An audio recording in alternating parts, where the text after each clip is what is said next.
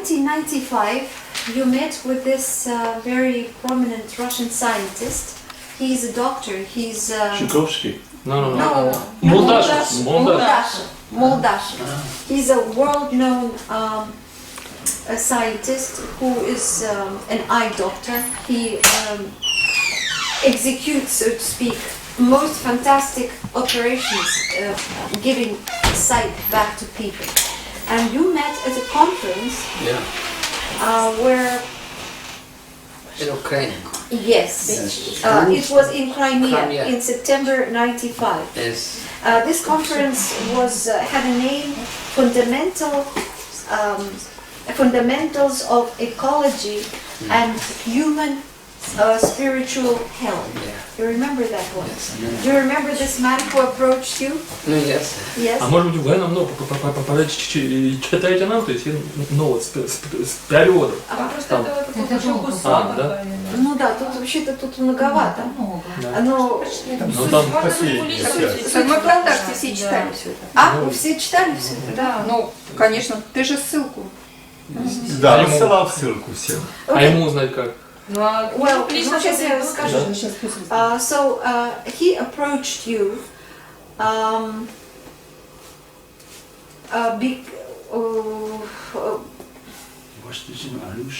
Какими словами скажи, она пусть переведет. You approached him yourself, and you said after he made his report, and you said you never knew that a person from the West could come so close to the secret, to one of the main secrets of the East.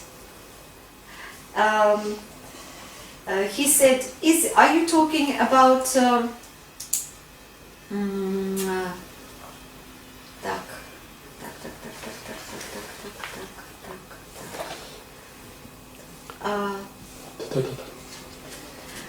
He said, "Are you talking about the eyes depicted on the old Eastern temples?" Там суть этих вопросов не так важна. Важно, что... А может мы тогда уже, потом ему переведем это? Нет, вопрос идет о глазах, которые нарисованы на старинных восточных храмах. Я хотел сказать, что... Да, что вот есть Ананта такой факт есть. в 95 году это попало в книгу и стало так интересным. You said not quite that. This is one of the secrets, but you said it's not the main secret. It's not the main. And he asked, what is the main secret? And you said, did you hear about the secrets of the Tibetan lamas? And he said, yes, I heard that this exists, but I don't know anything more than that. You said, secret is a secret for people not to know about it. He asked you, what is your name? You said, I'm Master Ananta Krishna. Not Master Ananta. I never said Master. You never said? No. No, he has added this. Okay, here he writes, Dasha was incorrect. Дальше там. here he writes, how do you understand the word master? And you said... I told him, I am son of Master Krishnamacharya. You said you That's are what I son. said. Okay. I am Ananta Krishna, I am the son of Master История с Krishna. бананом. Повторяется. Okay, Банана. He asked, okay, so he said, what is a master? And you said, masters is a special category of Eastern religious teachers who know certain very deep secrets. Okay? And There also there is his translation, what I said, what he has translated is little bit, because what I told him is not religious, spiritual teachers. he says here religious teachers, Yes. but okay, he said spiritual teachers. Spiritual pride. Yeah? So he said, what secrets? You said nothing. He said, and nevertheless, you said very old Asian secrets. Can you say something about it? He says. You answer, read the secret doctrina of Elena Blavatsky. I understand you say that you haven't read it. He said, no. You say, you are lucky, you Russians. In your country, one of the greatest mystics of the world was born, Blavatsky. In this book you can find a lot of secrets of ancient world. Although what is written in this book is very difficult to understand because God's logic is there. Okay? But if you acquaint yourself with Eastern logic and with Eastern knowledge, then you can understand Blavatsky. Okay, he says, maybe we could talk more openly about things. Okay, you said, let's try, but probably you will have your knowledge of East is not enough for us to communicate well because you're a Western scientist. Okay, he says, can you shortly tell me about the main thing, the essence of the Eastern knowledge? Okay, you say yes, and you said a lot of words where the word goodness, love, compassion, suffering, and all that were very oftenly used. He says that he tried to understand, but it was very difficult for him. Then he said, tell me please, my analysis of eyes that are depicted on the Tibetan temples, is it right? Is it correct? And you said, yes, it is correct. So he says, these eyes are the eyes of the Atlantis. You said, we call these ancient people differently. We have a different name for them. Well, whose eyes are that? You say, this is his eyes, his with a capital H. Who is this he? He is the Son of God. He reconstructed humanity, which is now living on the earth. He gave him the knowledge and taught them a lot of things about the progress, and did not let them perish. And this humanity that was recreated by him is now spreading throughout the world. He says, where did this Son of God come from? You didn't say anything. He said, well, nevertheless, you say that on the earth there lives the great group of sons of God. And he says, lives? Really? Do they live in Shambhala? You say nothing to this. By the way, you say a special thing on the nose of these people, of these great people, was not only the place which they used for breathing. It was also the place which could make sounds. They used it to talk through it. Is this right? No, not like that. Not like that? Ah, look at that. Okay. Did they speak with their nose and not with their throat? I asked him. Yes. And they could speak using a very wide diapason from ultrasound to infrared waves. So their possibilities were much bigger than ours, and they had a bigger head, and they could be telepaths. They had two sacred sounds, so and hum, and they lived using the laws of so hum. What is so hum? Or why are these sounds the main sounds? Well, probably you say you can understand what is so hum you will not be able to understand what is Soham. It's a huge philosophy.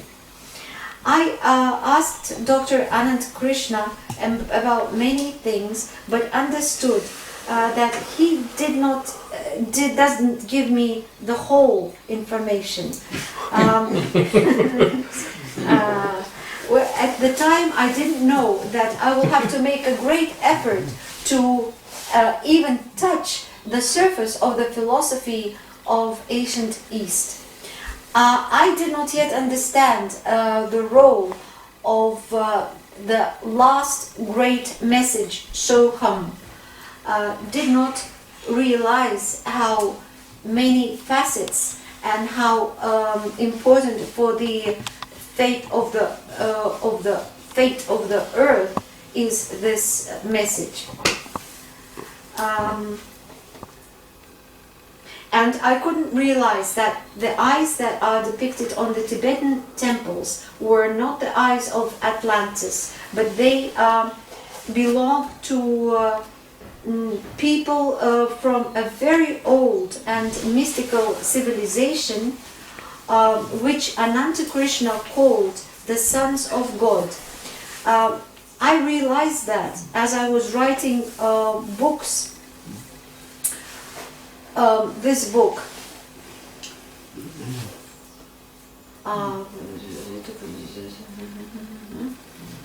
Так. Это все? Да, да, все, да. Okay, here you go. Is there anything that is true in this? Yeah, he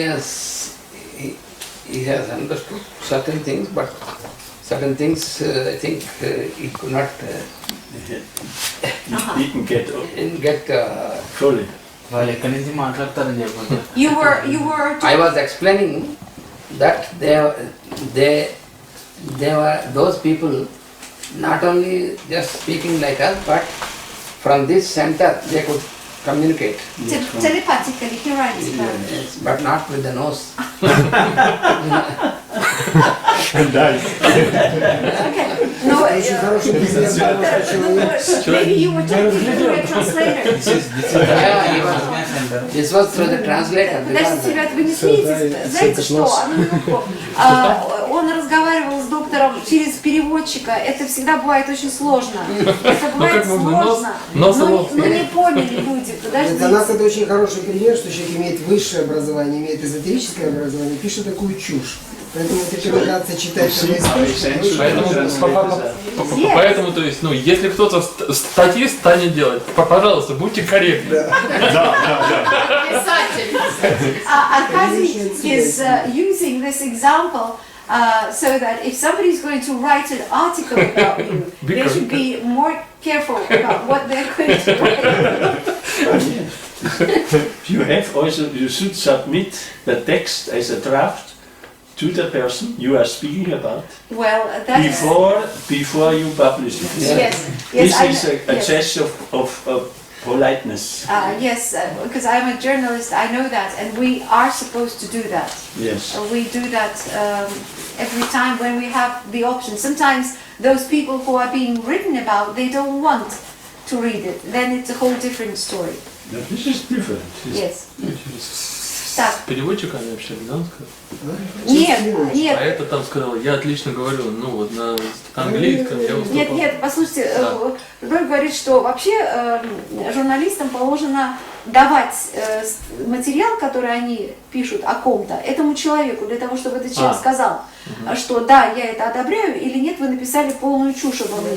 Поскольку я тоже журналист, я подтвердила, что мы обязаны это делать. И единственное, в каких случаях этого не происходит, когда человек говорит, например, я не хочу читать, что вы обо мне написали, или я вам доверяю, и опять же отправляйте, не прочитав. А все вообще равно. всегда читают, всегда. И им специально переводят на другой язык, если о них материал написан на другом, на языке. This is the law. Это журналистский закон, так положено. This nonsense with the nose could be avoided. И тогда можно было бы избежать этой ерунды с носом. С говорящим носом. Ему Ананта говорил о телепатической связи, а он понял так, что эти люди разговаривали через... Хорошо, I was telling him that Он как объяснял нам спиральное устройство носа. Обычный Практика, ребят. To this Agnya center.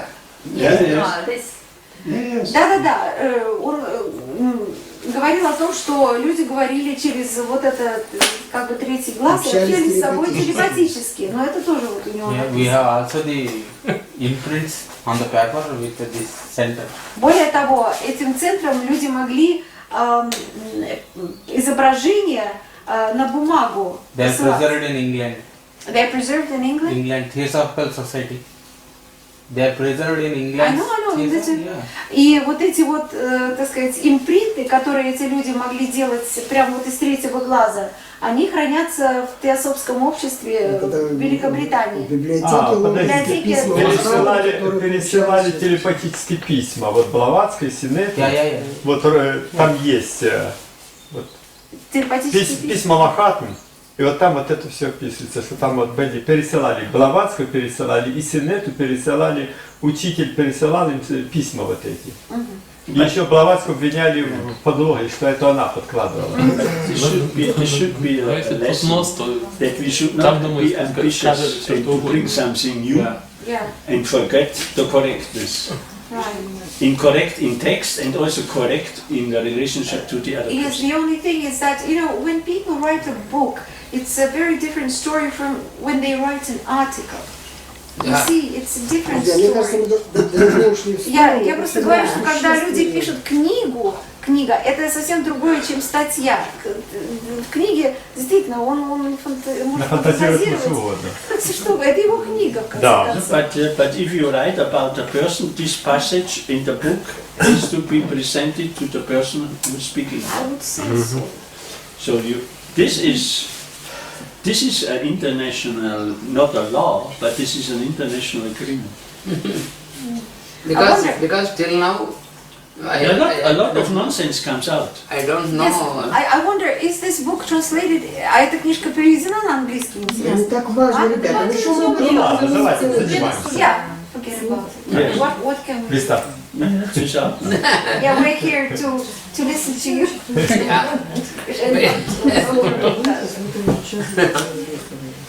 So we are not worried about it. Yeah, No, not no. anymore. But if we can improve something, But be aware how each of us can understand. Что? Я говорю, ну да, отдавать себе отчет, как каждый из нас может воспринимать. Всякое может быть. Как бы все слушают одно и то же, а слышат все по-разному. Well, at least he writes about you with a great respect. This you can't take away from him. Досадная слушательность.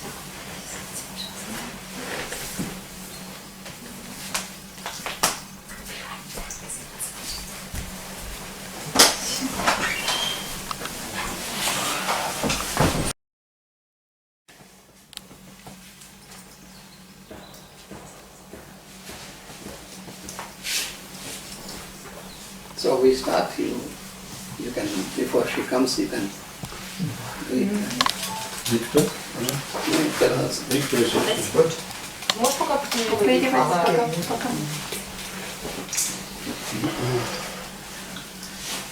So we will try to study about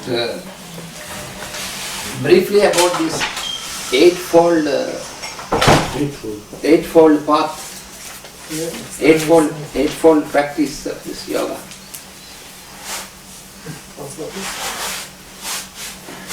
Восьмеричный путь. То есть мы начинаем знакомиться с тем, что называется восьмеричный путь йоги.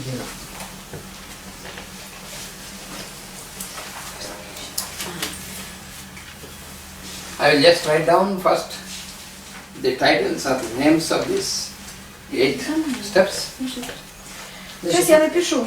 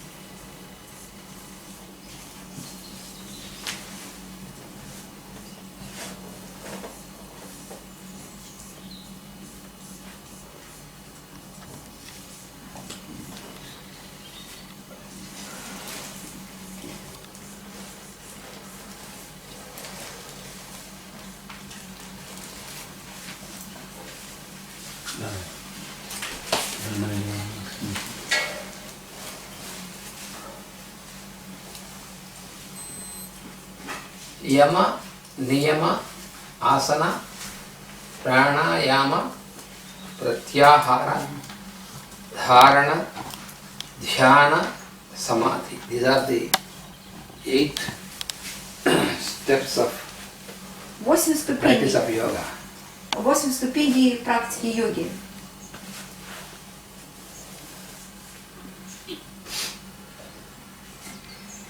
So each of this, we will today we will only know, given a brief explanation, but each is a thing to be understood with applications. Then only we can completely understand this. Я сегодня вам сделаю краткий обзор этих ступеней, но понять их глубоко можно только подробно потом, впоследствии мы об этом поговорим. So I told you that our body is an instrument, it is like a machine. Я сказал вам, что наше тело это такой инструмент, который подобен машине.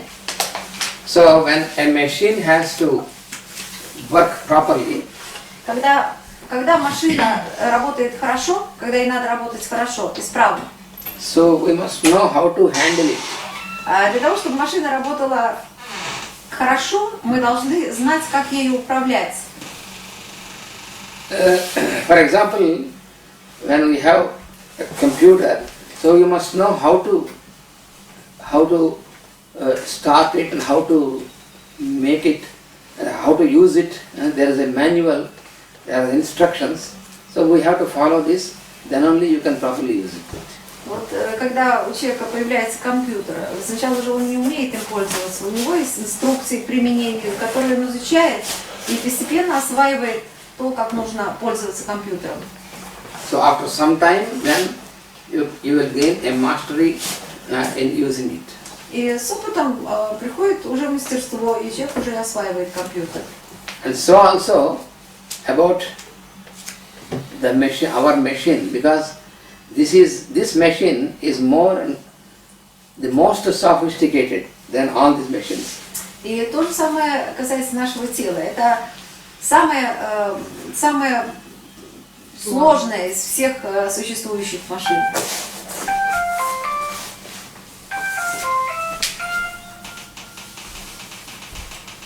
So this first step, which is yama. Так что это первая ступень, которая называется яма. Yama means regulation. Яма означает регуляция.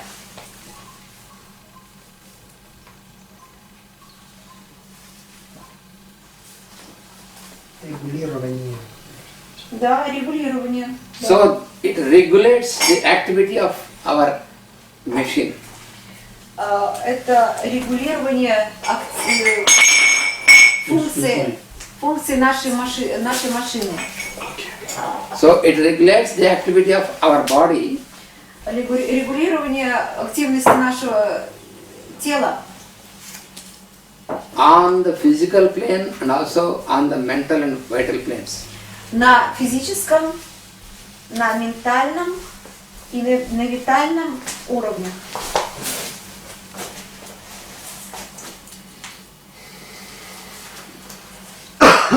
And this process of regulation is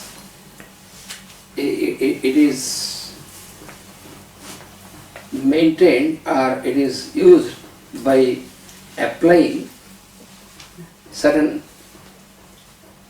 types of procedures. И can you repeat this phrase again? This process, Этот процесс, this phenomenon of regulation, этот феномен регулирования, and that is caused by using certain types of procedures. осуществляется посредством определенного типа процедур, процессов. So yama is regulation, as I told you. So this regulation includes Это регулирование включает certain procedures определенные One is процесс. what is called harmlessness. Первое из них это не нанесение вреда. Безвредность. Harmlessness and then truthfulness. Второе это правдивость.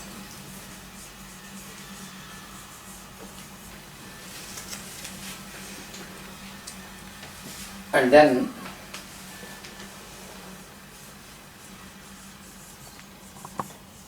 freedom from Свобода от thieving instinct. свобода от инстинкта, воровского инстинкта. Инстинкта воровства.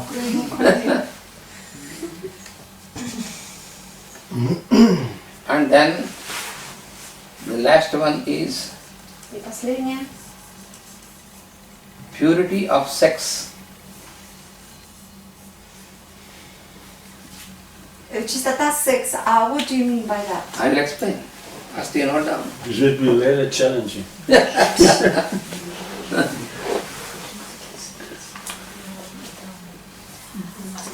So first is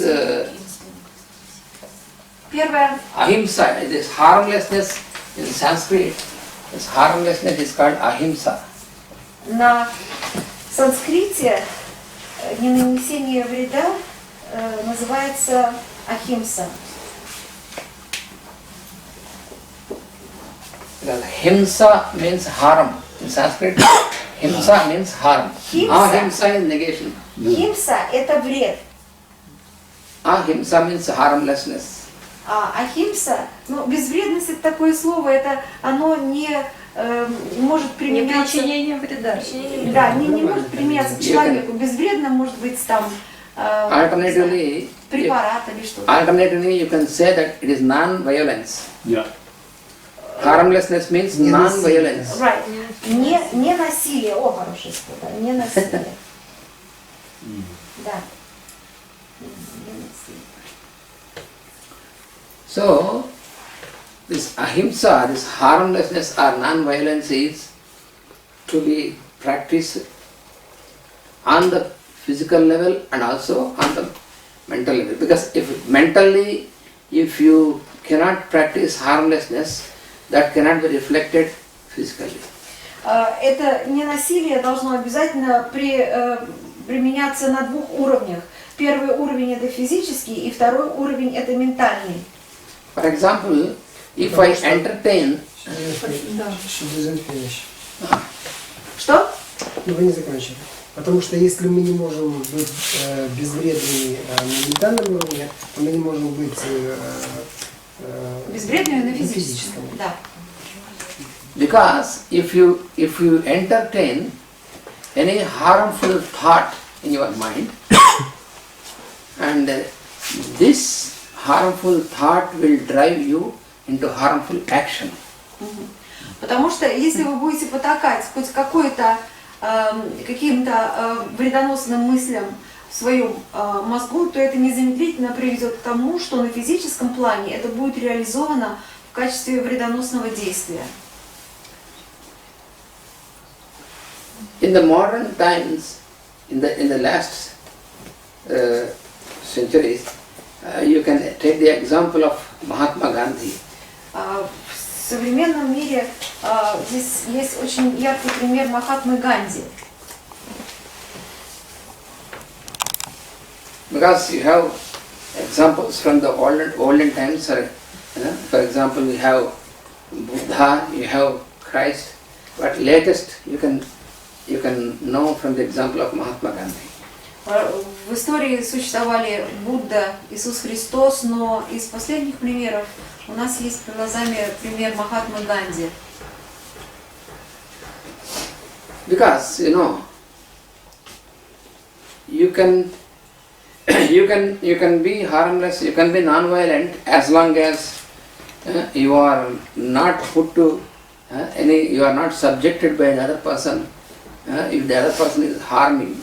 But even then, even when the other person harms you, even then you are harmless, then only you can be an example. Легко сказать, что практиковать не насилие, но а как же быть, когда кто-то практикует насилие в отношении вас? Вот тогда вступает в силу закон Ахимсы. Nelson Mandela also. Nelson Mandela. Да. Когда вы практикуете не насилие, именно тогда, когда применяют насилие по отношению к вам. You know, when Christ was being crucified,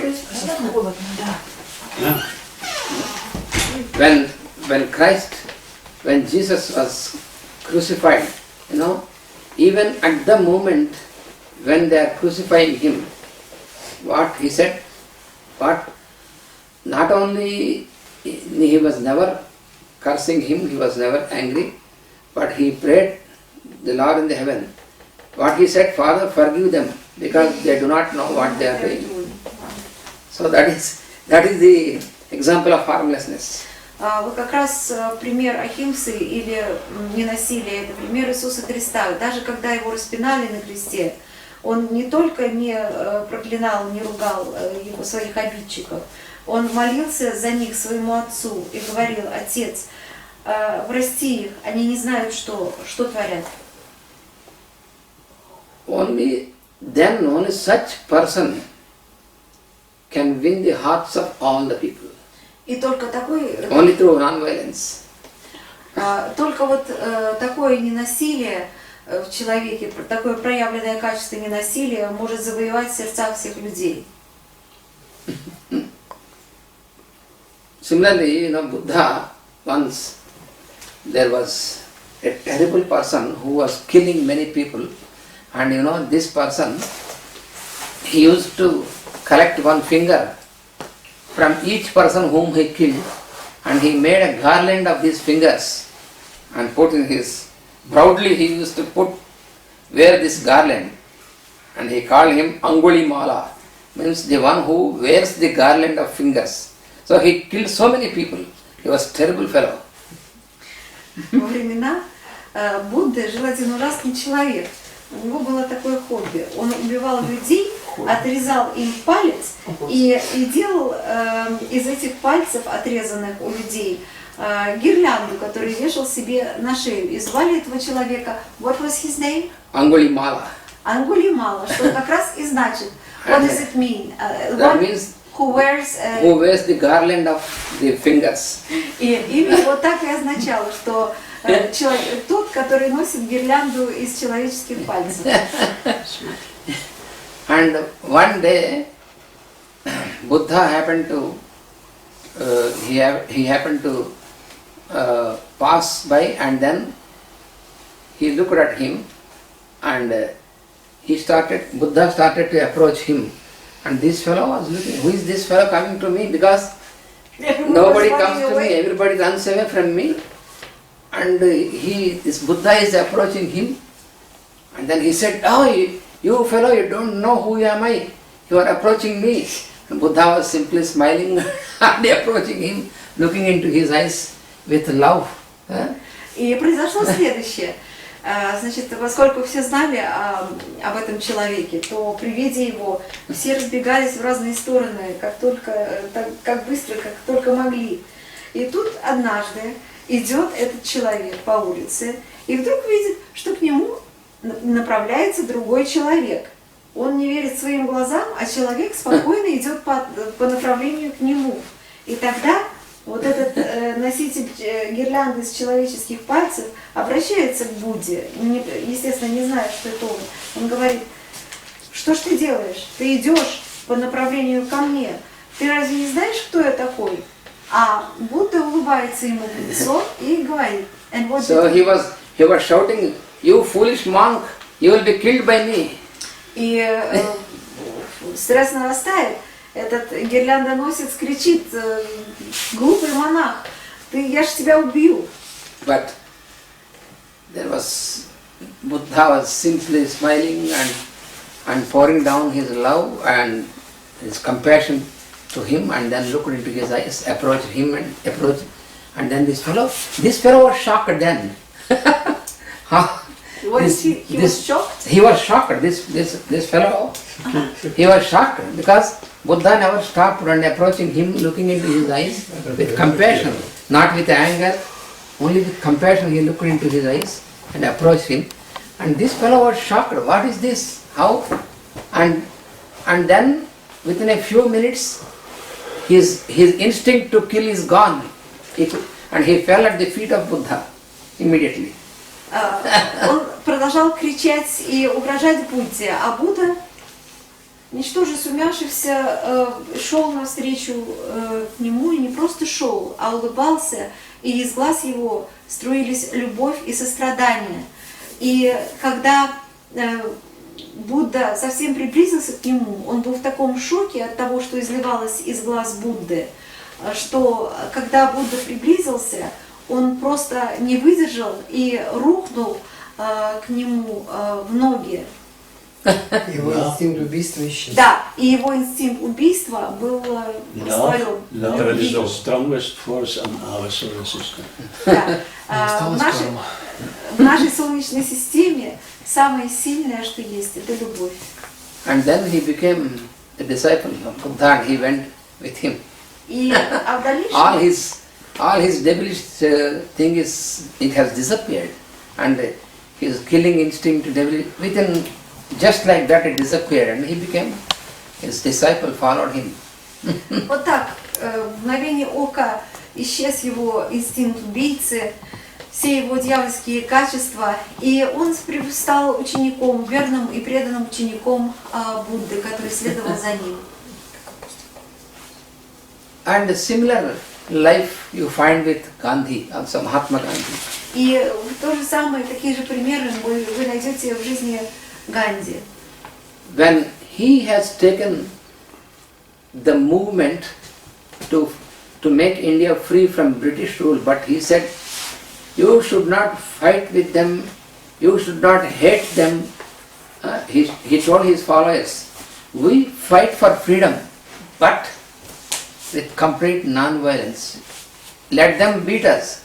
So the British police used to beat mercilessly.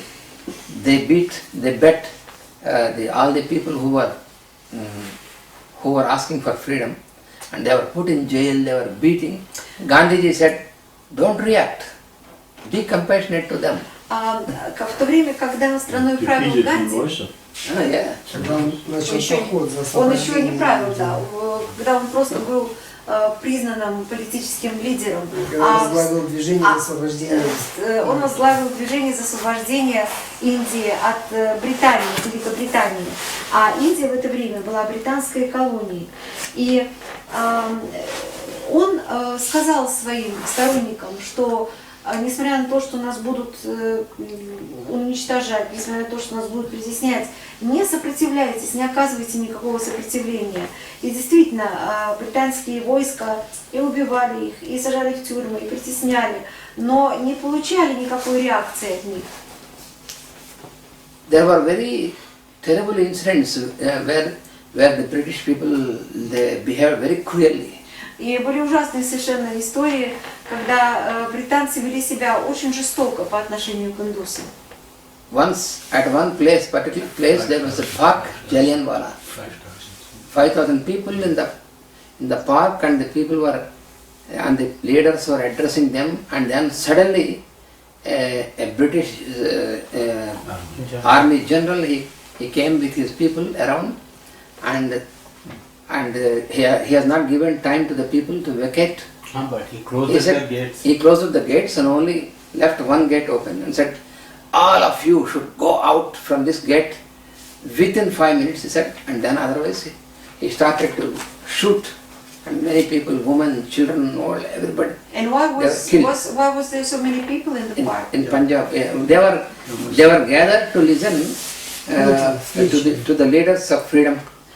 Однажды в парке собралось большое количество народа, где-то 5000 человек, которые пришли послушать, что им должны были сказать руководители освободительного движения.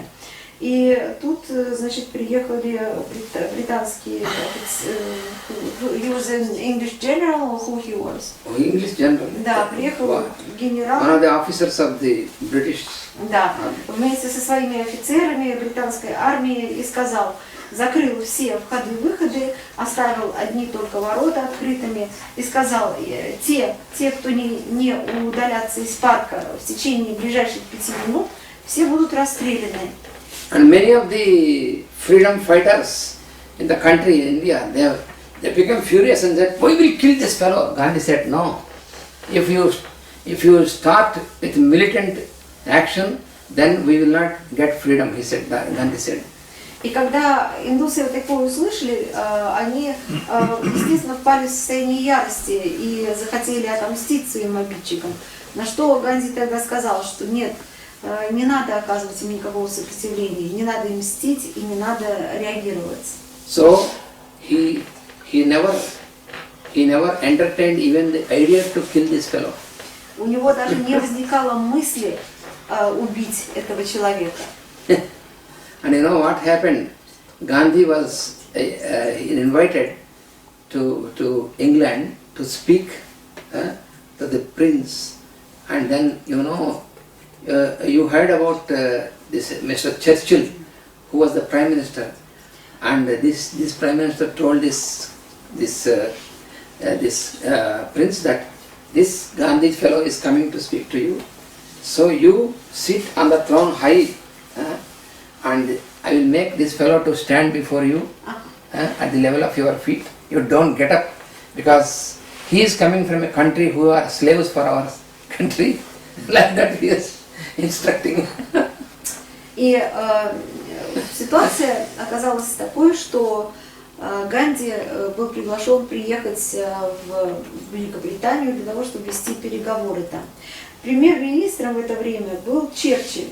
И он сказал принцу Эдварду, который в это время был на троне, что, знаете, когда вы будете принимать Ганди, давайте поставим ваш трон на возвышение. И вот не вставайте со своего трона, когда Ганди придет к вам, а я поставлю его там на коленях перед вами, потому что он приедет из страны наших рабов.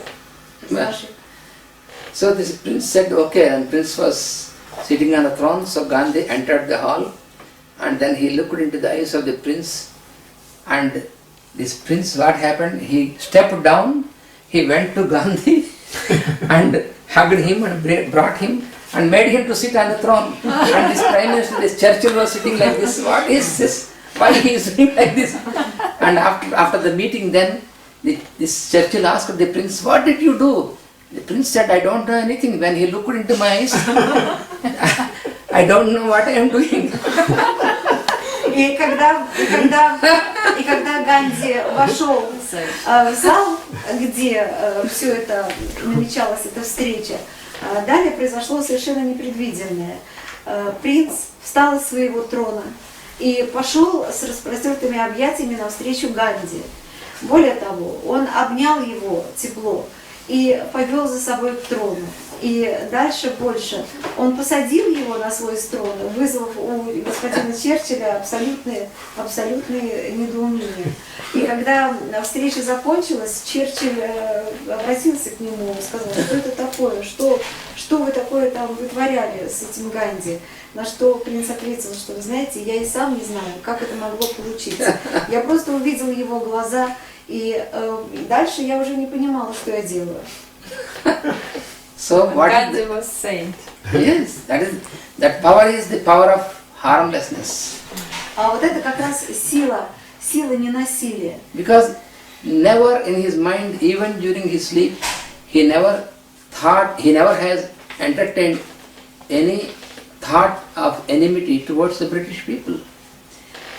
Потому что даже во сне у него не возникало даже намека на мысли о том, чтобы причинить какой-то вред или как-то отомстить британскому правительству или британскому народу.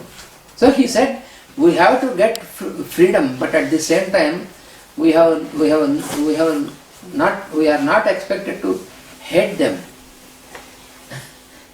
By hating other person, by getting angry, you cannot get it. That is what Gandhi said. The master says you can hate the deeds, but not the person, not the being. but not the being. Тут Дор добавляет, что можно ненавидеть то, что люди или человек делает, но не следует ненавидеть самого человека. So all such people are examples for harmlessness, И поэтому ahimsa.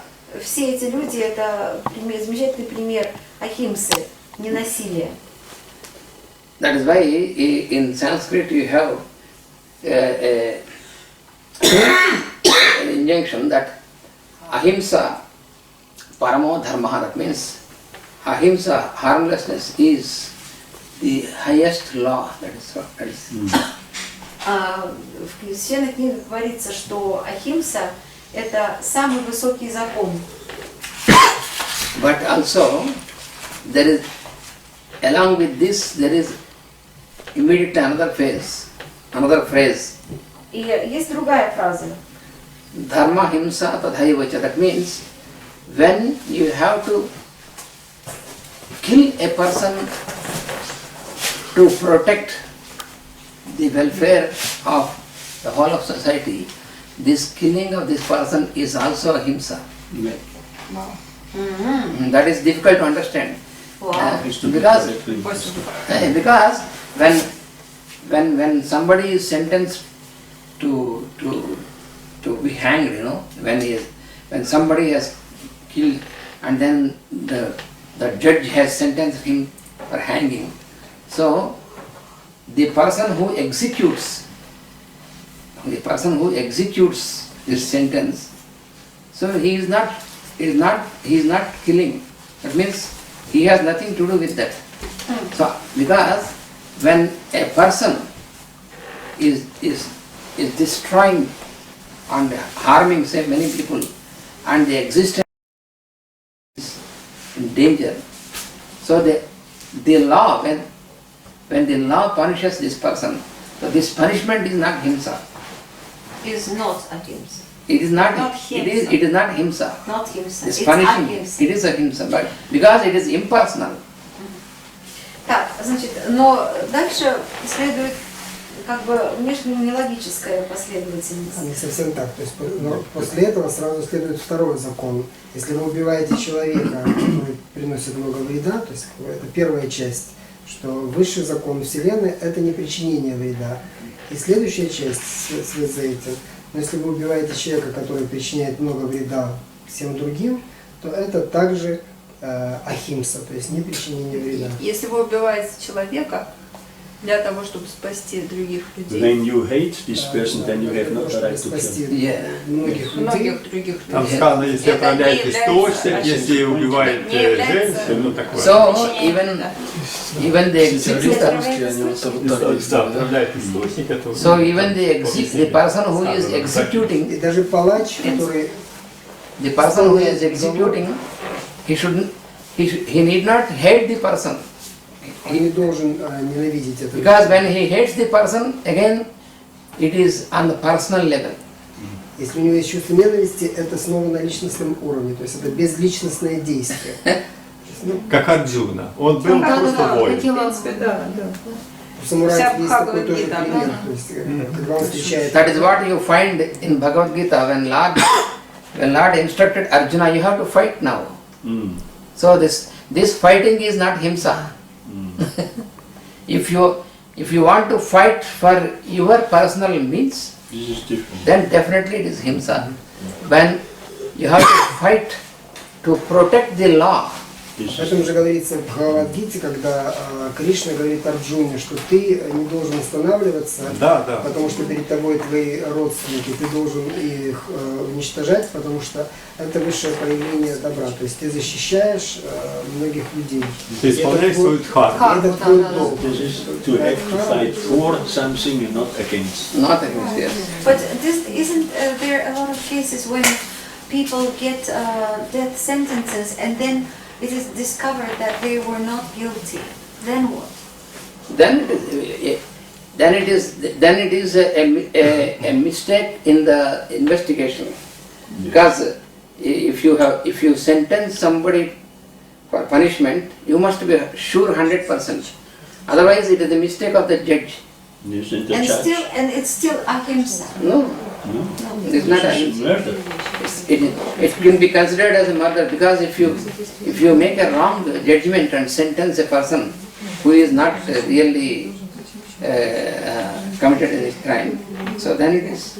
А я спросила, ведь бывают такие случаи, когда к смертной казни приговариваются люди по наговору, или случайно, или следствие ведется неправильно.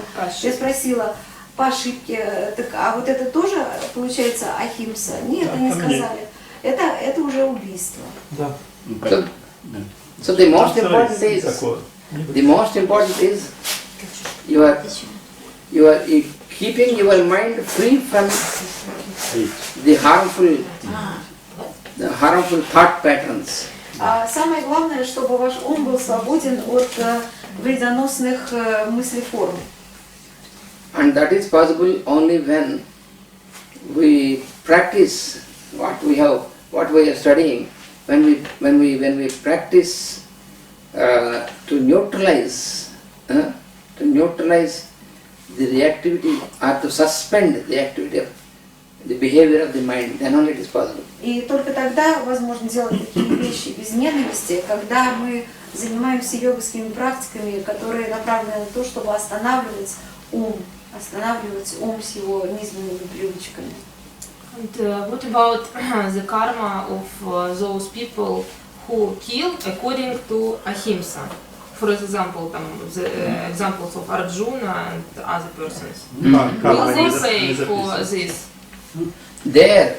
Вопрос, let's translate, или переведите свой вопрос. Что в случае закона кармы с этими людьми, которые исполняют, делают правильное действие в соответствии с ахимсой, да, понесут ли они наказание за совершенное убийство? It is the same.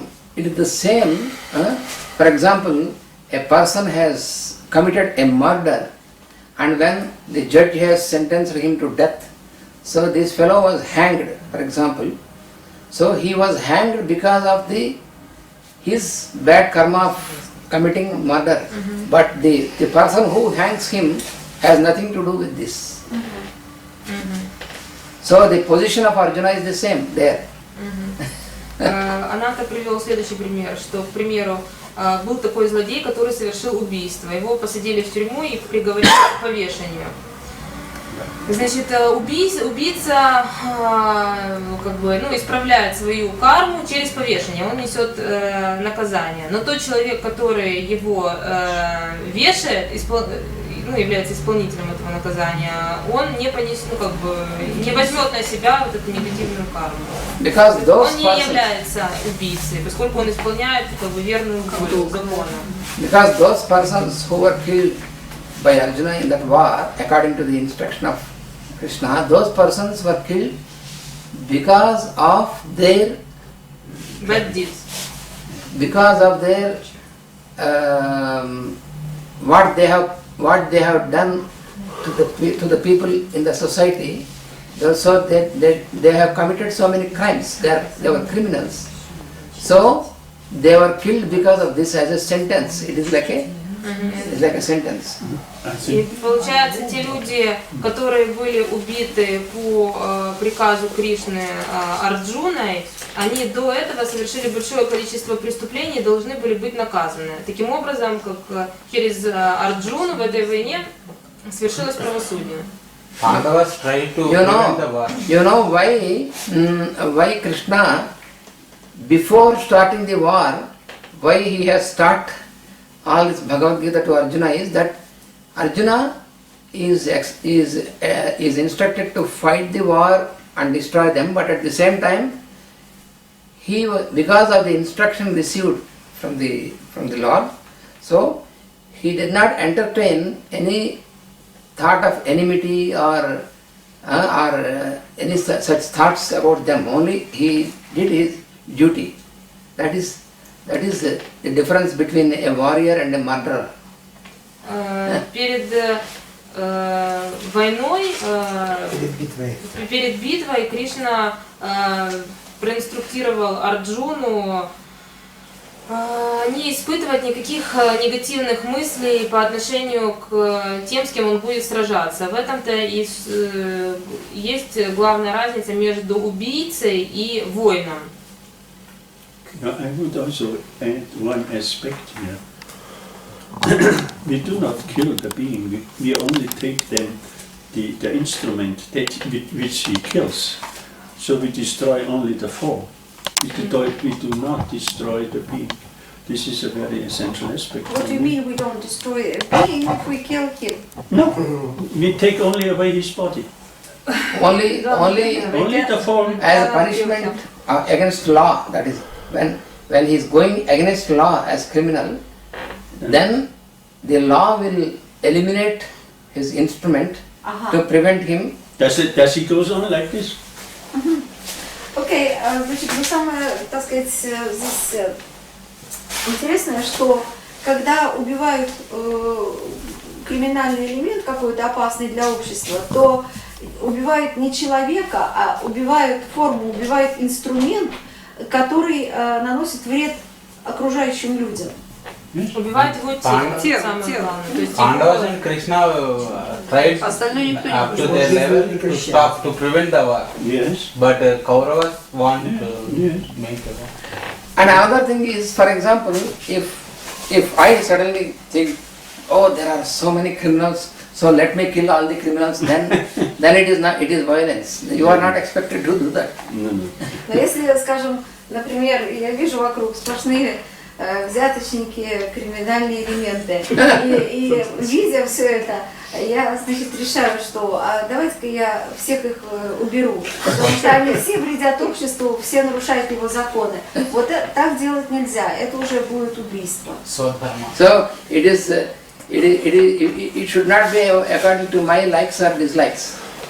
Только очень важно, чтобы вот это вот происходило не, так сказать, не в соответствии с моими симпатиями или антипатиями. So it is, ahimsa or harmlessness is to be understood very carefully. Так что вот это вот ненасилие, его нужно очень осторожно применять. And the second, Excuse me, but say in the street, we have a lot of robberies, and some of them are with murders on the street when people need some money to inject a narcotic, so they don't look at who is there, what is there, bang on the head, and some money gotten. Yes. When the person is aware that these people are coming to bang him on the head, does it mean that he has to stand and wait, or what does he? No, not that. He can. You can kill him on the spot. He can protect. He can act to protect himself. Yes. But not by hating them. But Not hate him. but when it is required, then you can act to protect yourself or to protect others also. But without hatred, and then it's ahimsa. That is because Madame Blavatsky has given a few sentences. She called it as golden stairs. You know this? Yeah. That is there in the small book also. So in that golden stairs, what is given is a valiant defense of those who are unjustly attacked. Yes. That is one sentence. А я спросила, а как же, вот иногда люди бывают атакованы на улице, кто-то на них нападает для того, чтобы ограбить, кто-то бьет их там молотком или еще чем-то по голове. Что же вот в этих случаях тоже не оказывается никакого насилия? Но он сказал, что нет, здесь нужно, конечно же, так сказать, бороться за свою жизнь, сопротивляться. Единственное, что важно, что не испытывать при этом ненависти. А у Блаватской в ее золотых ступенях, золотых правилах, что?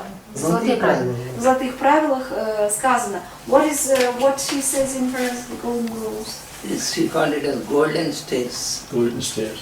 Она называла это золотые ступени. No, the people who were. So she said, there are many sentences. Two sentences. One, she said, a courageous endurance of personal injustice. A courageous endurance of personal injustice. Смело выносить личную несправедливость, обращенную к личности. What do you mean by courageous? That means when you are subjected to some injustice. Когда к вам применяется какая-то несправедливость, отношение, какое-то несправедливое отношение к вам. Then you feel that there is some injustice caused towards you. Когда вы чувствуете, что по отношению к вам поступили несправедливо. Then she said, you endure it with courage, with great courage. Мужественно переносить личную несправедливость. A courageous endurance of this. Да, мужественно переносить, правильно, мужественно переносить.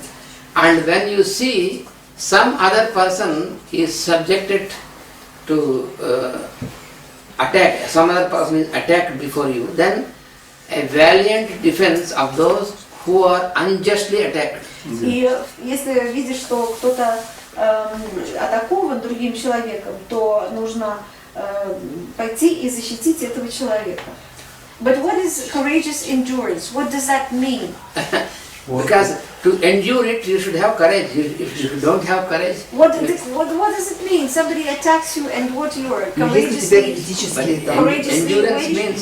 endurance means first of all, on the level of mind, you should not be scared. Entertain. It's not only scaring, a scare. You should not be afraid, and at the same time, you should not entertain any inimical thought and hatred and all these things. But in action, automatically action. When you are in this state of mind, automatically the required action will come through you. Да, вот, значит, если вы подвергаетесь нападению, что имела в виду Блаватская, говоря о, как это называется? Лично несправедливость, то есть несправедливость по отношению к вам. Да мужественно переносить. Мужественное переносить. Что вот я спросила, а что значит мужественно переносить? Вот что? Он говорит, что, во-первых, не должно появляться страха, во-вторых, не должно появляться ненависти. И вот в таком состоянии все необходимые действия произойдут сами. Here, for your interest, a few minutes, I will give you an incident from my life. И вот здесь я вам хочу привести случай собственной жизни. It was on the 22nd of May in 1985. Это было 22 мая 1985 года. So in the night, at night, when everybody was sleeping in our house, we were, me and my brother, who is this doctor, and then our other two, Mr. Punaya, you know Punaya, yeah. And other person, we were just studying Ramayana and relating it to Blavatsky's instructions, these golden stays, and then this was about 1 o'clock at night. Вот нас было 4.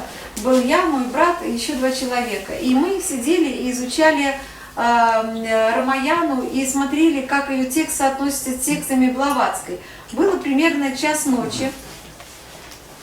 And then just we were thinking of now we stop and we can go to rest, and then I heard some noise from the neighboring house, and мы уже собирались спать, и вдруг я услышал какой-то шум из соседнего дома.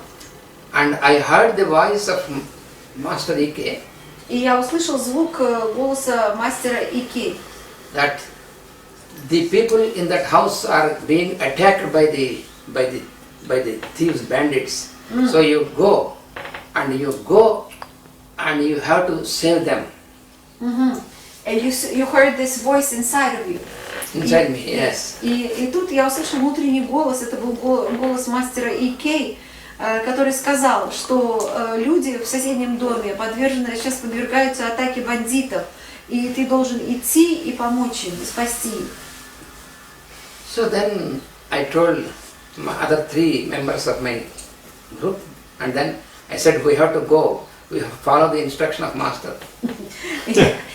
я передала то, что я услышала своим 3 людям, с которыми мы были. И я сказала им, что нам надо идти, нам нужно обязательно следовать инструкциям мастера. And we did not wait even for 1 minute. We did not wake up anybody in the house, and we immediately ran, and we did not also think how many people are there and nothing. Only we followed his instruction and we jumped there, and there were about 16 to 17 persons. These thieves, we were only 4. Так. И мы незамедлительно все бросились туда, в этот дом, мы не думали о том, сколько там людей, что с нами случится. Мы прибежали в этот дом и увидели, что этих воров там штук 16-17. Банда какая-то. Да, банда. And they were having weapons like axes in their hands, they were having axes and daggers. Да. И у них в руках топоры, ножи вот этими, которыми в Индии срезают кокосы и... Мечеть. Да. Как они называются? Мечеть. Мачете, да. And we only went to the other 3 members, they held some stick in the hand, and I was holding an iron rod in my hand, that's all, and we jumped on them. А мы были вооружены, там у 3 были какие-то деревянные палки, а у меня был металлический штырь такой. And exactly the moment when the chief of this bandit group, he lifted his axe to kill the chief, the head of the family, that moment I have jumped, and with this iron rod I fought with him. And some miracle happened, and all these fellows were scared to see us, and then they flew away, and all the people there was blood in the house because already they were hitting them, and luckily nobody was killed, but that was the moment. And then we were there, and then these fellows flew away. That was a surprise because we are only 4 and we are just normal people, we are not fighters, and those fellows are fighters, so they ran away. And then immediately we brought some medicines and given to them and made the first aid and all these things. And then after half an hour there was a police patrolling van, and I called these fellows and said, you take these fellows to the hospital to be, to do this. And then these police were asking, what has happened? I said, Okay, may I translate? Yes. А дальше произошло следующее. Как раз в тот момент, когда над головой главы семьи был занесен топор, появился доктор Ананта Кришна со своим металлическим штырем и ударил того человека, который собирался нанести удар. В доме уже была кровь, потому что шла битва уже, видно, они сопротивлялись друг другу. И после вот этого события, когда он нанес удар в голове, вдруг вся эта банда испугалась, растерялась и разбежалась. Убежали, они все убежали. А доктор Ананта Кришна побежал за лекарствами, дал им лекарства раненым, вызвал скорую помощь, вызвал полицейских и попросил скорую помощь отвезти раненых людей в больницу, чтобы там перевязали раны и позаботились о них. And all the members of this family, they were saved, and within a few days again they recovered, and then the next day of this, the chief of the police of our area, they came to visit, and they have interviewed me and asked me, how dare you could do this, because you don't have any weapons, and they are with weapons and they are fully equipped with all this. How you could this? And I said, this is we don't know. We just followed the instruction of our master. And what are your weapons? He asked. We have only one weapon, our master. I said. Did he believe you? Did he believe you? Yes, he said he had to believe because it is a fact. It can only happen in India that they would believe you. So, естественно, что полиции пришлось и допрашивать его как свидетеля, и полиция с большим удивлением стала его спрашивать, а как же так, как же вы решили, смотрите, банда была полностью вооружена, да еще такими страшными вещами, как же вы вот невооруженные решили сопротивляться им, на что Ананта Кришна сказал, ну как же мы не вооруженные? Мы были вооружены, что? Мы были вооружены словами моего мастера, и вообще мы были вооружены моим мастером Икей.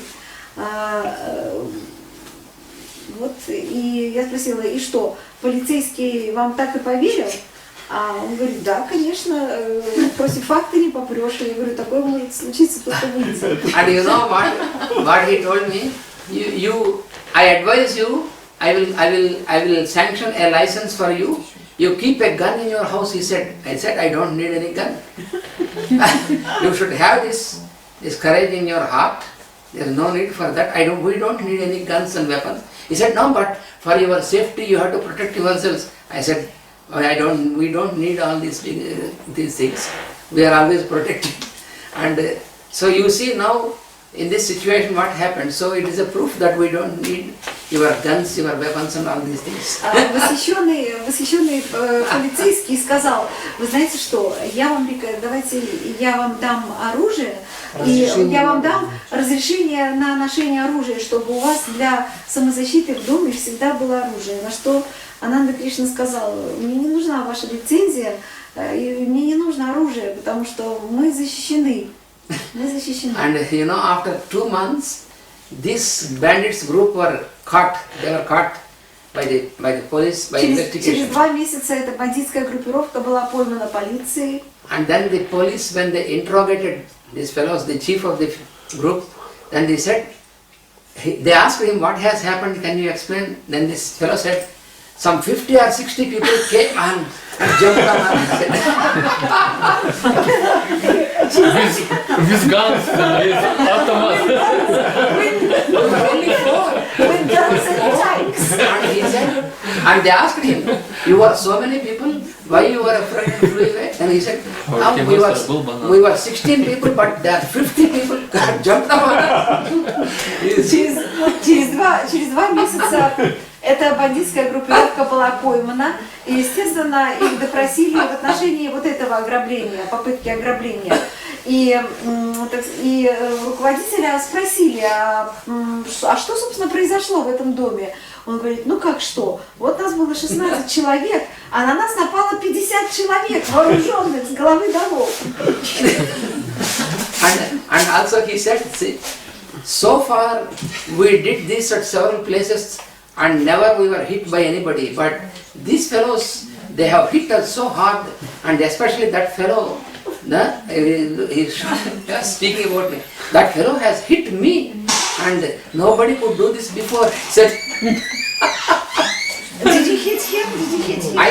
Yes, yes, but I don't know how it happened. Yeah, you didn't even know who you were hitting. Yes. Ага. И руководитель банды сказал, что ну как же так, вот мы уже совершили ограбление и всего, и никто никогда не смел ударить меня. А тут произошло просто невероятное. Вот этот вот человек взял и посмел ударить самого меня, руководителя этой бандитской группировки. So, this incident, see, because this I took as an example this is an example for what Blavatsky was telling, because when you are submitted to that and definitely you can be an instrument of this.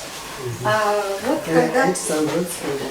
Не до конца перевесить. Там было 2 правила. Первое – это мужественно переносить несправедливость по отношению к вам, а второе – это мужественно защищать тех, на кого нападают. Вот Ананта привел... Я уже сказал, что обязательно нужно защитить того, на кого нападают. Вторая часть, да.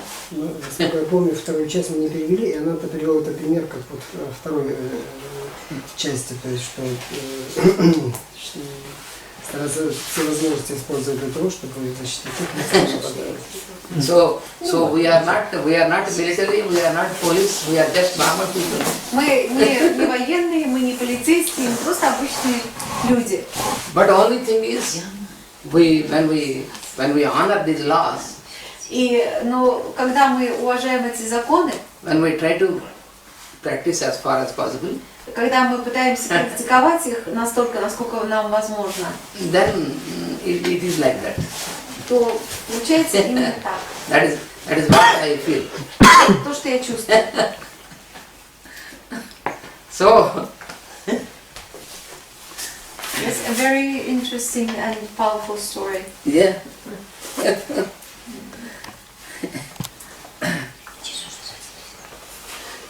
But if we feel that we are very heroic, we can do this everywhere, no, it will not. Only when you get instruction, then only you can do that.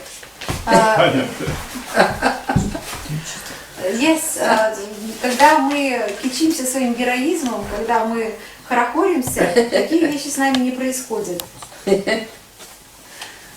So, Только тогда, когда получаем указания от Да, мастера. да.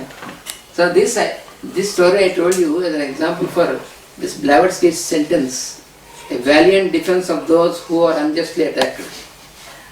Мужественная защита тех, кто подвергается атаке. Это вот как раз иллюстрация ко второму положению Блаватской.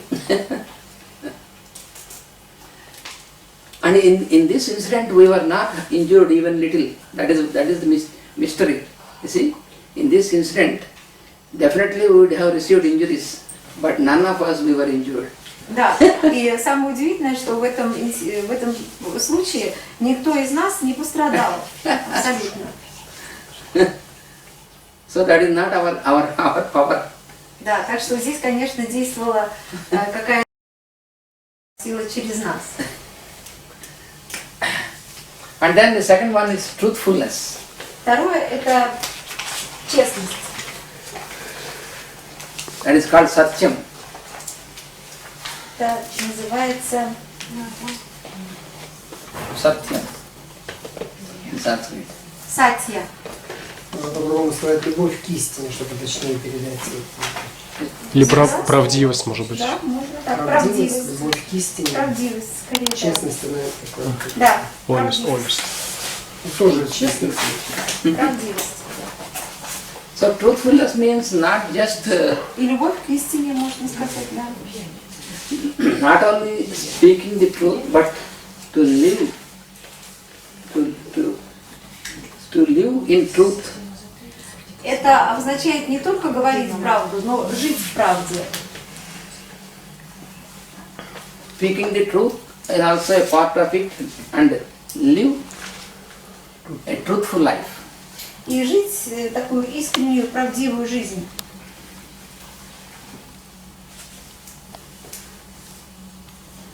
That is what you see in the example of the lives of those people, those saints. И вот такой образ жизни мы как раз и видим в образе жизни святых. So they speak according to how they live, and they live according to what they. So there is no difference in what they speak and what they act and what they live. Да, и обычно у таких людей не расходится их образ жизни с тем, что они говорят. Just like your family, right? Just like your family, you say, you preach what you live. We try to do that, but there are saints who are completely fully like that. We are still. I am a practitioner still. I cannot say I am a saint, but we are trying to do that. But what you can see today, a lot of people write spiritual books, Yes. and they learn from the first authors, Yes. from the masters of wisdom, and then they write books, but they do not mention where they got this. Yeah. So this is untruth. This is spiritual steal. Говорит, что в последнее время можно найти огромное количество всяких духовных книг, но авторы никогда не указывают, откуда, или редко указывают, откуда же они берут это духовное знание. Вот это как раз несоответствие вот этому закону, потому что это скорее можно назвать духовной кражей, духовным воровством. Плагиат. And the third one is freedom from thieving instinct. That means if we have an instinct to steal, Да, свобода от инстинкта воровства. so you must. Нестяжательство, по-моему, это называется. И нестяжательство немножко другое. Нестяжательство немножко другое, Инстинкт воровства. но тоже этого плана. Точный смысл. Как? Инстинкт воровства. То есть речь идет о том, что в природе каждого человека воровство существует как инстинкт.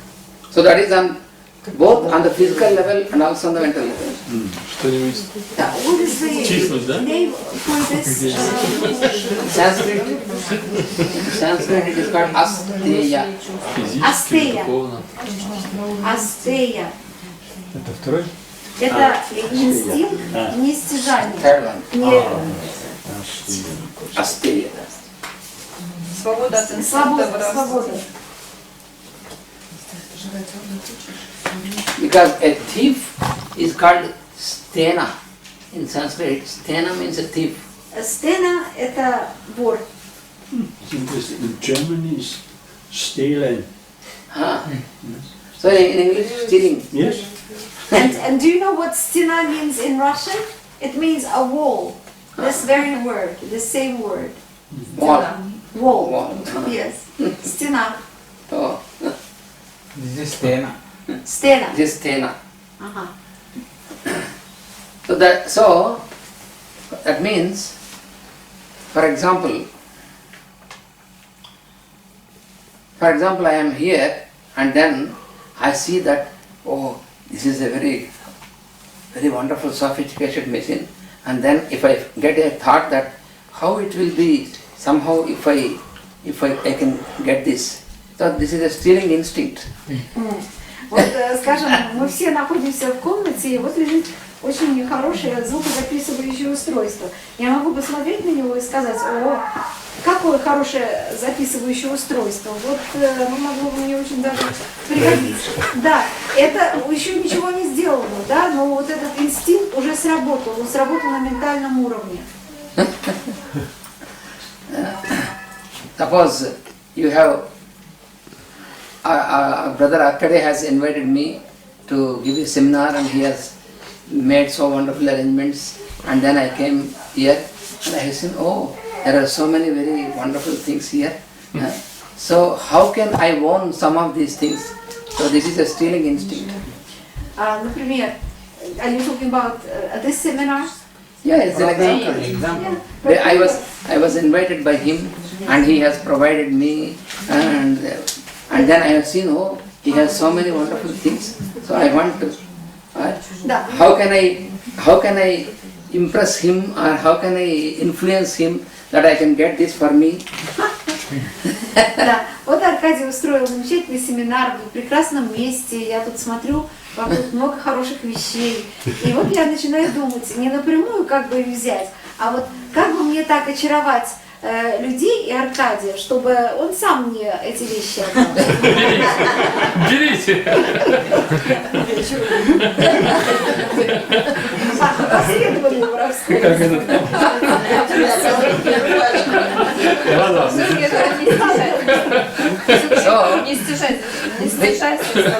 If I entertain such thought, this is stealing instinct. Вот просто даже эти мысли, это уже хорошая лиса. Просто тут еще там про инстинкт ничего не сказано. So if I have such idea, such thought, then it comes into action.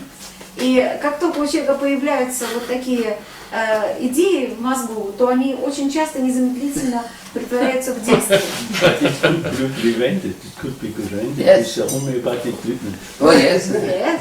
Yeah. Really, especially Yes, when I explain about homeopathy, I will explain you this.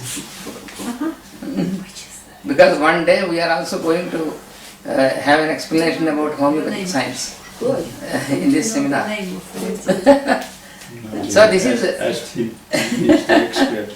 So there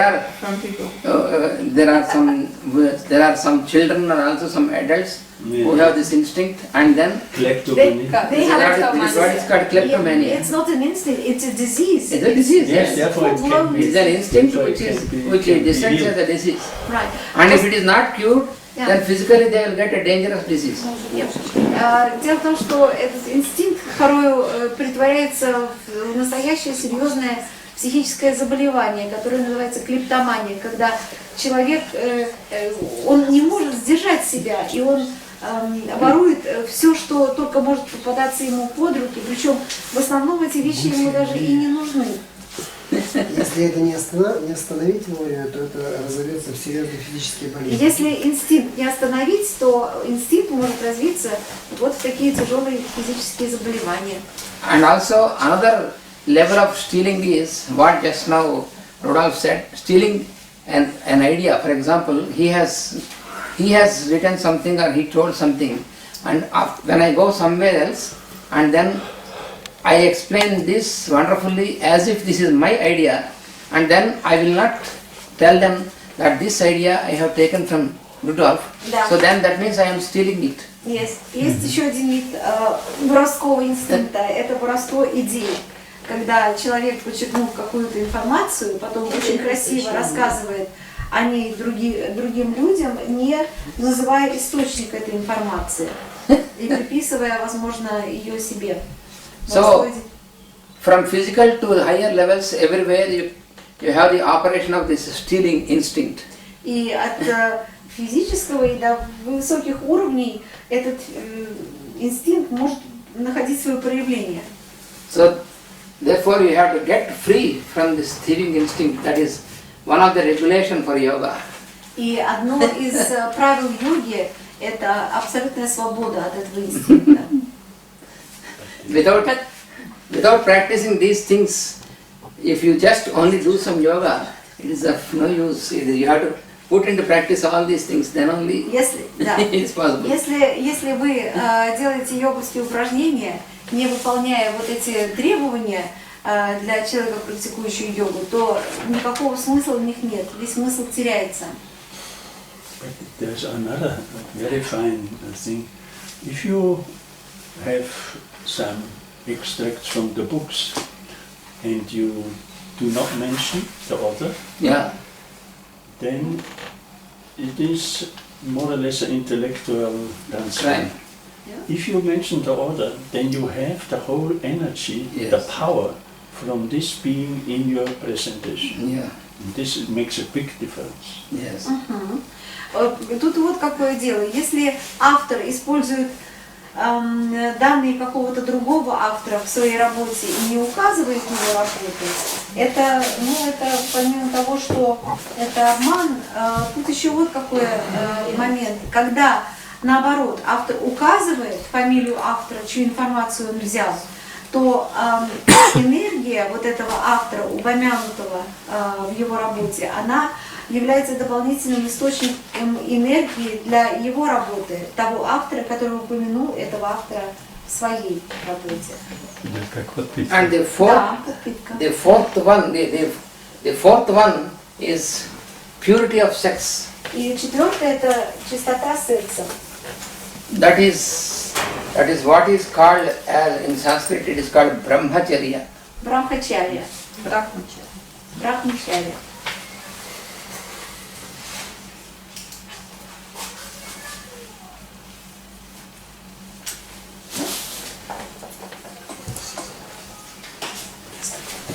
And why did you put a dot out? Phonetic. I wrote it in the phonetic. Brahmacharya. What is it? I will explain. Сейчас я буду объяснять, что такое. Excuse me, can I ask a question about the first one, because I'm harmlessness. Yeah, ahimsa, about ahimsa. Yes. Because I overslept. I'm sorry. So I slept during 5 minutes, but I think that you didn't mention what people usually mention when speaking about ahimsa. It's about not eating meat and fish. Mm-hmm. Is it ahimsa? So if people is practicing yoga, is he supposed not to eat meat and fish? Лисан говорит, что она тут немножко проспала. And eggs? В момент, когда мы говорили про ахимсу, и спрашивает, а вот вы сказала, ничего не сказали о том, можно ли таким людям есть Что я не мясо. знаю, сказали ли вы об этом, сказали. но кажется, мы не говорили, Да, хотела бы. можно ли есть мясо, рыбу и яйца? So here, first of all, to kill the being is definitely to kill a being for our welfare or for our benefit. That is definitely himsa. But you know, for example, you take the example of the animal. Suppose a lion is killing an animal, but when it kills, only when it is hungry, and that is the food which nature has fixed for a lion. So nature has fixed certain things for the lion. This is the food. This is also selection. Because Selection. He kills only the weak. He kills, yes.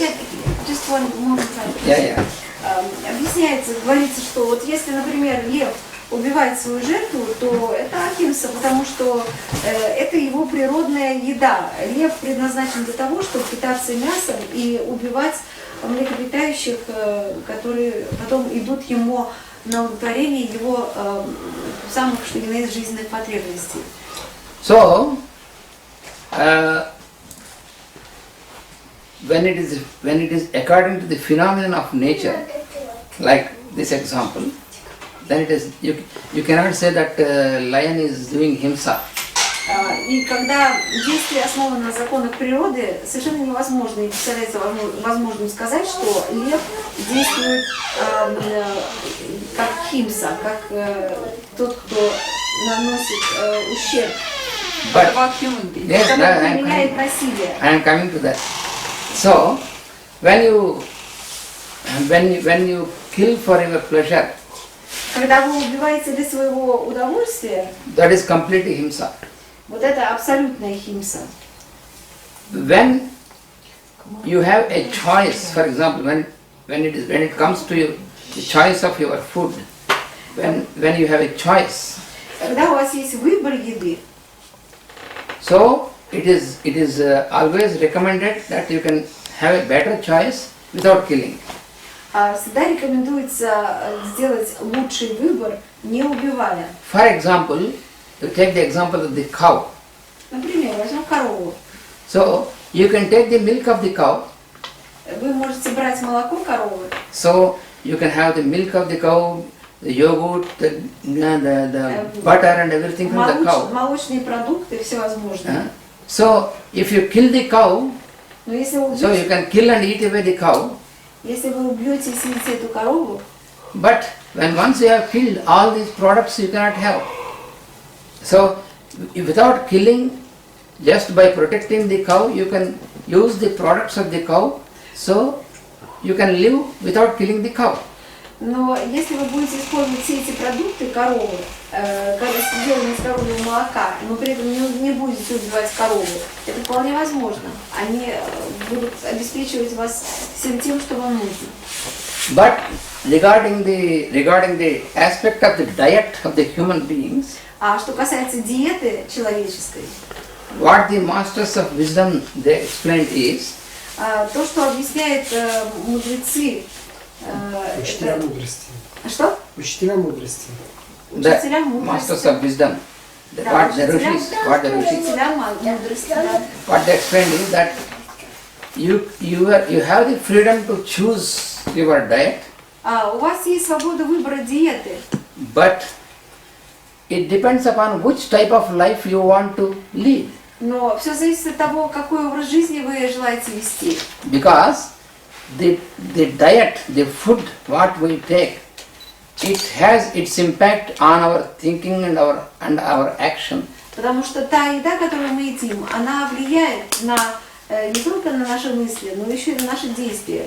So if you want to live such a life which is called the sattvic way of life, a spiritual, saintly way of life, И если вы хотите вести такой очень благообразный, практически жизнь святого, then it is beyond any doubt that you should be a vegetarian. Нет, не жизнь святого. Сатвическую. Сатвическую жизнь. Sattvic. когда вы Духовную, хотите вести духовную сатвическую жизнь, Sattvic. Sattvic means то тогда совершенно очевидно, что because you have the three gunas, as I told you, this rajas, tamas and sattva. Существует 3 гуны, я вам говорил. So when you want to have a sattva type of, sattva means poised thinking, poised life, balance. Когда мы говорим о саттве, что это значит? Это значит уравновешенная жизнь, уравновешенная мыслительный процесс. And especially when you want to make a spiritual practice of yoga in the real sense, then И особенно, когда мы говорим о духовном пути, связанном с йогой, then you духовной should практике, then beyond any doubt you should be a vegetarian. That is и тогда 100% нужно быть, без всякого сомнения, нужно быть вегетарианцем. so what they said is you can choose according to how you want to live. Все зависит от того, как вы должны выбирать в зависимости от того, как вы хотите жить. You can read this in the books of Alice Bailey given by Master Chwalpul. Можно почитать об этом в книжках Алисы Бейли. I will in this evening after prayer I will show you those lines. You can read those lines what he said. И сегодня вечером я вам покажу выдержку, и я вам прочитаю то, что он сказал. So it is not a compulsion for anybody, but for you to choose how you want to live. You want to live a balanced and peaceful and harmless life, or it depends upon your decision. Это все никому не предписывается в качестве обязательного непременного выполнения. But Но если вы хотите вести гармоничную, тонкую, утонченную жизнь, то вам нужно следовать некоторым. but the scientific fact is Но ученый факт заключается в том, that the food which we take, it has its impact, its influence on our mind and our body for 28 days. Известно, что еда, которую мы приняли, оказывает влияние на наше тело в течение for how many days? 28 days. В течение 28 дней после того, как мы эту еду поели. Suppose you eat the meat of a cock, for example. То, предположим, вы поели мясо петуха. So then, what for all these 28 days? И в течение всех этих 28 дней It is the mind and the influence of the mind and other planes of the cock that acts on your mind. у вас на ваш ум будет оказывать влияние даже те планы петуха, которые он не успел притворить в жизнь. Планы у него не такие обширные.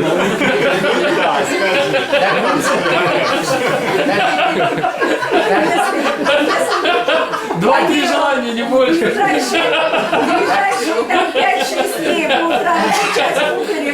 That doesn't mean that you in the morning you wake up. И грезить непонятным желанием забраться на горочку. But the meaning is that your thoughts and your being is influenced by the animal instincts. That is the meaning. The animal instincts will Свинину influence не you. ешьте, ребят. Ваша сущность, ваше тело, на него будут действовать животные инстинкты. И вот это как раз то, чего пытаются избежать, когда они едят мясо. We have the animal instincts, but they are subdued. So this will trigger them up. У нас у самих есть животные инстинкты, но они у нас I подавлены. think these rise emotion. Yes. So don't eat crocodile. Красная рыба, которая сама выбрасывается при нересте.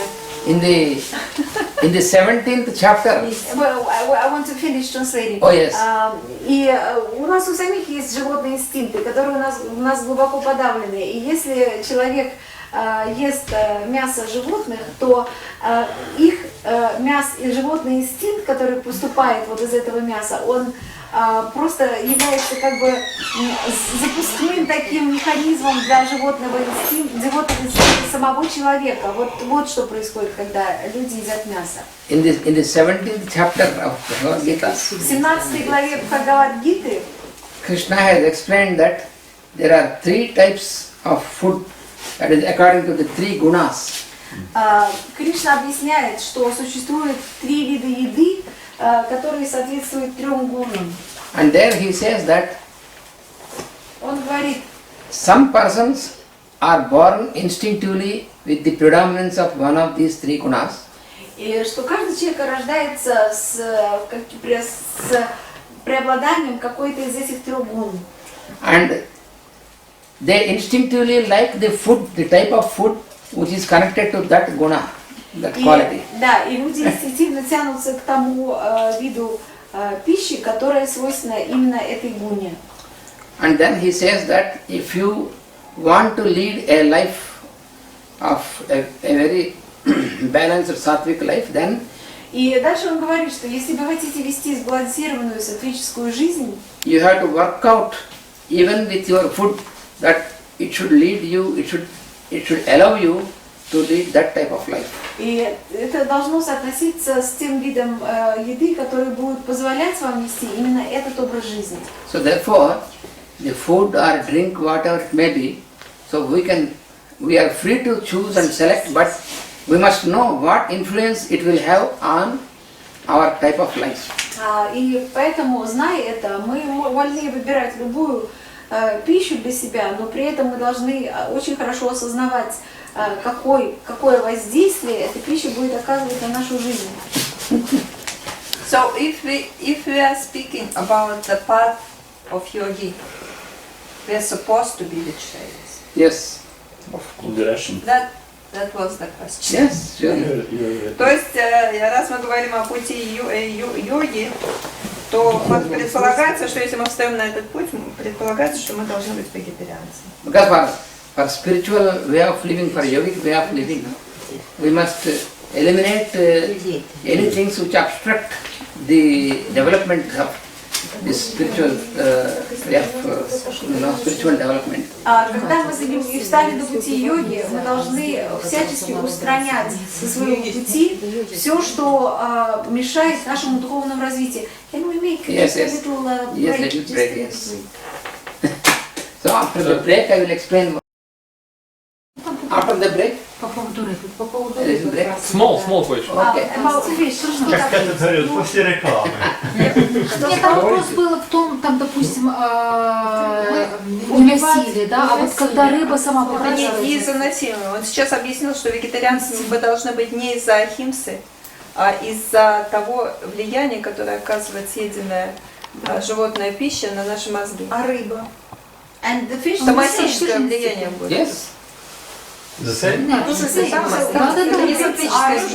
development. So we don't eat fish and Воины были because of the influence of the meat to the functioning of our body. Yes, functioning of our mind, especially our mind and emotions. But we stop also the evolution of the animal. Yeah, also, yes.